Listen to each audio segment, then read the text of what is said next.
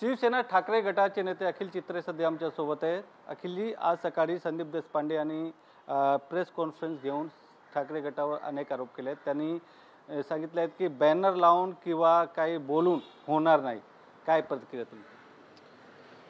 कळत नाही आणि वळत नाही असं वागून नुसतं वायफळ बडबड करून संदीपजींनी, उगीच ते माझे मित्र आहेत, त्यांनी महाराष्ट्राच्या आणि मराठी माणसाच्या मनात जी आहे ती भावना न जाणता अशा प्रकारचे वायफळ वक्तव्य त्यांनी करू नये, ज्यामुळे ते महाराष्ट्राच्या आणि मराठी माणसाच्या मनात विलन ठरतील म्हणून. आणि राहिला प्रश्न बॅनर आणि त्याचा, तर ते बॅनर हे दोन्ही बाजूतनं लागत आहेत, हे त्यांनी जरा डोळे उघडून नीट पाहावं.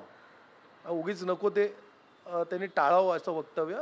मी वारंवार सांगतोय की ही जे काय युतीचा हा जो काय प्रश्न आहे, हा काय आमच्या लेवलला होणार नाही आहे. हे दोन्ही भावांच्या मधला प्रश्न आहे, हे दोन्ही पक्षप्रमुखांच्या मधला प्रश्न आहे.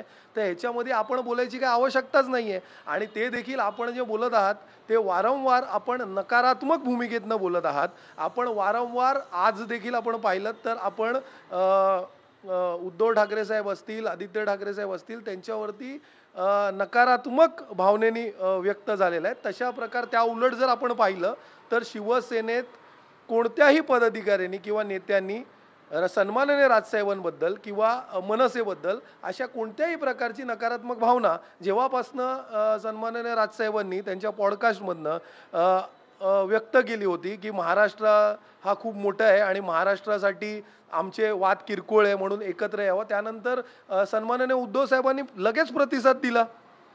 आणि असं सगळं होत असताना दोन भावाच्या मध्ये मला असं वाटतं की संदीपजींनी विलन बनण्याचा प्रयत्न करू नये. पण त्यांनी संजय राऊत यांचे नाव न घेताना त्यांच्यावर पण एक टीका केली आहे, चमचा वगैरे त्यांनी शब्द यूज केलेत. मी आता आधीच म्हणालो ना, वळत नाही आणि कळत नाही अशा प्रकारे संदीपजींनी कृपया करून वागू नये. कारण ते मला असं वाटत नाही की त्यांना हे सगळं कळत नाही. मग जर कळत असेल आणि तरी असं वागत असतील तर मला असं वाटतं की त्यांच्या मनात नक्की काय आहे. आणि जर निर्णय सन्माननीय राजसाहेबच घेणार आहेत तर जवळपास पक्षप्रमुख असल्यासारख्या भूमिकेत त्यांनी देखील बोलणं टाळावं. पण तुमच्यातर्फे तर असा बयानबाजी किंवा वक्तव्य आणि टीका टिप्पणी सुरू आहे ना, तुम्ही पण त्यांच्यावर टीका करतात, ते पण करतात. आम्ही कोणत्याही प्रकारची टीका त्यांच्यावर केलेली नाही. आपण एकही बाईट, एकही कोणतीही मुलाखत कोणत्याही शिवसेनेच्या नेत्याची, प्रवक्त्याची, पदाधिकाऱ्याची आपण दाखवावी. आमच्यामध्ये एक वाक्यता आहे, सगळ्यांना या युतीबद्दल सगळे सकारात्मकच आहेत. सन्माननीय उद्धवजी आणि आदित्यजी देखील याबद्दल सकारात्मक आहेत. पण त्या उलट संदीपजीचे जे वक्तव्य वारंवार येत आहेत ते त्यांनी टाळावेत. काल पण आपण जे माझ्या ट्विटचं संदर्भ देत आहेत त्या ट्विटमध्ये संदीपजींचे काही गैरसमज होते. हे माझे मित्र आहेत, त्यांना गैरसमजुतीतनं त्यांनी काहीतरी महाराष्ट्रासमोर विलन म्हणून प्रदर्शित होऊ नये म्हणून त्यांचं ते गैरसमज दूर करण्यासाठी ते मी एक ट्विटमध्ये सांगितलं होतं की ते जे काय महासभा घेत आहेत आणि त्यांचं असं म्हणणं आहे की आदित्यजींना त्यांनी निमंत्रण दिलेलं आणि कोण आलं नाही शिवसेनेतनं. आता त्यांनी एक लक्षात घ्यावं की जेव्हा त्यांनी त्यांची ती महासभा काय ती घेतली होती महापालिकेची, तेव्हा आदित्य ठाकरे साहेब देशातच नव्हते. तर तुम्ही निमंत्रण कोणाला दिलं? ठीक आहे. आणि राहिला प्रश्न, आज जर शिवसेनेचे कार्यकर्ते दुय्यम किंवा तृतीय स्थानावर जे काम करतात त्यांनी सन्माननीय राजसाहेब ठाकरेंना निमंत्रण देणं अपेक्षित आहे का? मनसेचे कार्यकर्ते ते मान्य करतील का? मग तसंच मान सन्मान आपण दुसऱ्या पक्षाला देखील द्यावं. अशाच प्रकारचं फक्त ते ट्विट त्यांना केलं आणि त्यांच्या लक्षात आणून दिलंय. आणि एक वाक्य त्याच्यात असं सांगितलेलं आहे की कसं सभागृह सोडा, आम्ही तर तुम्हाला खऱ्याखुऱ्या सभागृहात महानगरपालिकेच्या जाण्यासाठी निमंत्रित करत आहोत. पण त्यावर तुमची काय भूमिका आहे ते तुम्ही स्पष्ट करावी. पण तुमची काय म्हणणं आहे युतीबाबत? राजसाहेब सोबत उद्धव साहेब येणार की उद्धव साहेब सोबत राजसाहेब येणार? तुमची काय, कार्यकर्त्यांची काय भावना आहे? आत्ताच 2 दिवसाआधी वर्धापन दिन झालेला आहे.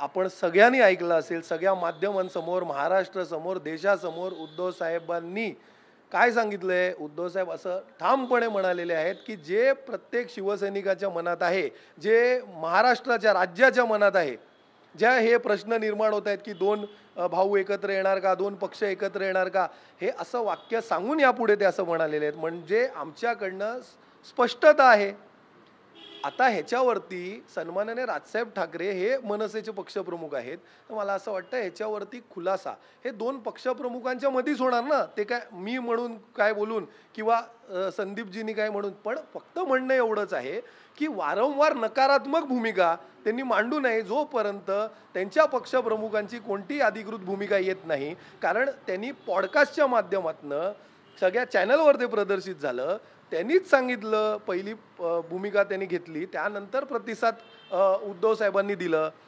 तर आता मला असं वाटतं की ह्याच्यावरती स्पष्टता हे मनसे प्रमुख सन्माननीय राजसाहेब ठाकरेच देतील. पण का देत नाही? उद्धव साहेबांनी दोनदा एकदा प्रेस कॉन्फरन्स करून पण त्यांनी सांगितलं होतं की जे महाराष्ट्राच्या जनतेच्या मनात आहे तेच होणार आहे. पण राजसाहेब अजून परत काही बोलले नाही, त्यावर बोललं पाहिजे का? देतील ना, योग्य वेळी देतील. प्रत्येक गोष्टीला एक वेळ काळ असतं, पण त्यामध्ये आपण नकारात्मक बोलू नये. आणि हा विषय हा दोन्ही भावांच्या मधला आहे आणि दोन पक्षप्रमुखांच्या मधला आहे. जे महत्त्वाचे महाराष्ट्राचे दोन पक्ष आहेत आणि दोघांचे विचार देखील सगळ्या विषयावरती सिमिलर आहेत. तर अशा दोन पक्षाबाबत मला असं वाटतं दोन पक्षप्रमुख निर्णय घेतील ना. आपण कशाला वारंवार नकारात्मक बोलून महाराष्ट्रासमोर विलन होण्यासाठी म्हणजे एवढे आतुर झालात? कॅमेरामॅन अजय मोहितेसह गोविंद ठाकूर, TV9 मराठी, मुंबई.